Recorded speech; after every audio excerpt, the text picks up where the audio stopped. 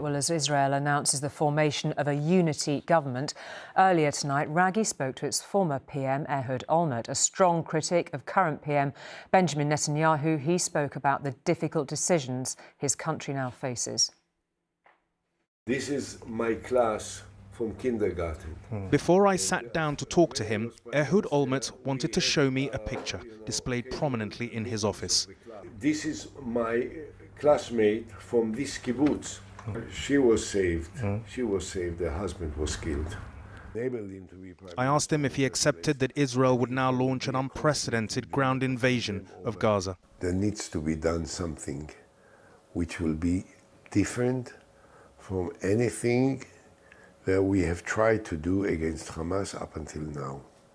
There is no question in, I think, the mind of every one Israeli. What about the humanitarian situation in Gaza? There are 2 million people, civilians, many of whom have nothing to do with Hamas, who will die and suffer. There will be a battle, and it will be brutal and aggressive and bloody, and therefore it is likely that non-involved people will suffer.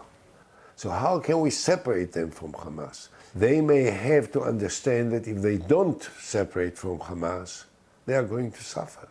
An emergency national unity government was announced today, led by Prime Minister Netanyahu, a man whom Ehud Olmert has been protesting against for months and who he strongly opposes. Do you think he is the wartime leader that Israel needs at this moment? He's the worst person to have to deal with it. First of all, he has no trust in a major part of the Israeli public opinion, particularly amongst those who have to carry the burden of fighting. All of the security community of the State of Israel, all the former generals and the chief of staff and defense ministers and heads of Mossad, and head of the Secret Service and head of police, you name it, all of them were absolutely set out against him.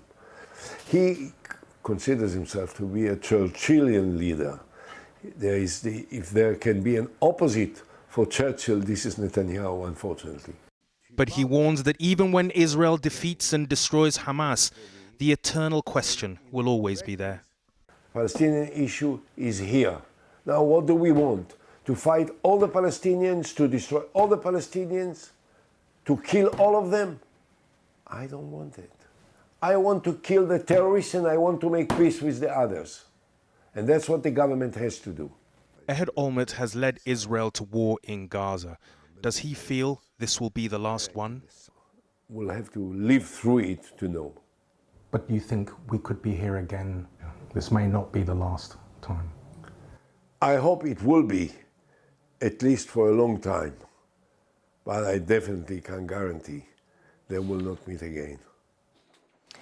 Former Israeli Prime Minister Ehud Olmert ending that report with Rageh, who joins us from Jerusalem now. And let's talk a bit about the creation of this new wartime unity government, presumably underlining Israel's intentions. But we should sort of pause to reflect on how remarkable that is, given the enormously entrenched divisions there have been in Israeli politics. That's absolutely true, Julie. I mean, up until the horrors of October the 7th, this country was, torn down the middle, secular against orthodox, left against right. It was divided, deeply and viscerally. But the absolute national trauma, the unique events in this country's already traumatic past that took place on October the 7th, forced the country to address this crisis. And I think the formation of the national unity government is about reassuring Israeli society. You have 300,000 reservists. These are doctors, teachers, business people who serve in reserve, turn up once or twice, 3 times a year to serve in reserve sort of units. They are now going to fight a huge war. You need to give a sense of national purpose to these people, and that's what it's about. It's not about denying the deep divisions that exist. They will re-emerge one day after this crisis is over, but it's about reassuring Israeli society to see them past this crisis.